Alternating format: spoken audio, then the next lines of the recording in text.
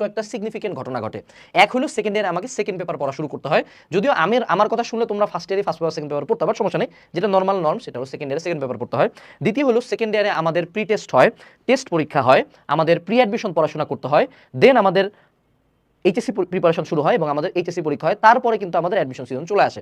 অর্থাৎ এতগুলো সিগনিফিকেন্ট ঘটনা, যেগুলো ফার্স্ট ইয়ারে একটা ঘটনা, ফার্স্ট ইয়ারের সিগনিফিকেন্ট ঘটনা হলো একমাত্র ইয়ার ফাইনাল, এর বাইরে বাকি সব ঘটনা কিন্তু ঘটতেছে আমাদের সেকেন্ড ইয়ারে। এবং তোমাদেরকে একটা খুব চমকপ্রদ তথ্য দিই, যেটা শুনে আরেকটু ভয় লাগা উচিত, সেটা হলো সেকেন্ড ইয়ারের টাইমলাইনটা কিন্তু 1 ইয়ার না, এটা কিন্তু একদম বোগাস একটা মিথ্যা কথা। তুমি দেখো তোমার হাফ ইয়ারলি কবে হচ্ছে বা ইয়ার ফাইনাল কবে হচ্ছে বলো দেখি, এই জুন মাসে হচ্ছে, তাই না? জুনের দিকে হচ্ছে। সো এখন বা জুলাইতে হচ্ছে, তোমার কি মনে হয় তোমার টেস্ট বা প্রি টেস্ট এক্সাম নর্মালি কোন টাইমলাইনে হবে? Majority of the college try করবে ডিসেম্বরে এই জিনিসটা নিয়ে নেওয়ার। তার মানে কয় মাস থাকলো? 6 মাস।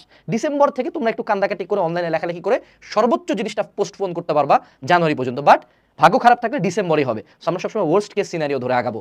সো যদি আমাদের আগামী ডিসেম্বর মাসে আমাদের টেস্ট এক্সাম বা প্রি টেস্ট এক্সাম হয়, মজার কথা হলো আমাদের এই এক্সামে কিন্তু ফার্স্ট পেপার থেকে কোশ্চেন আসবে না বা শুধু সেকেন্ড পেপার থেকে কোশ্চেন আসবে না। মেজরিটি কলেজ আমার ফার্স্ট পেপার এবং সেকেন্ড পেপার মিলায় কোশ্চেনটা করবে।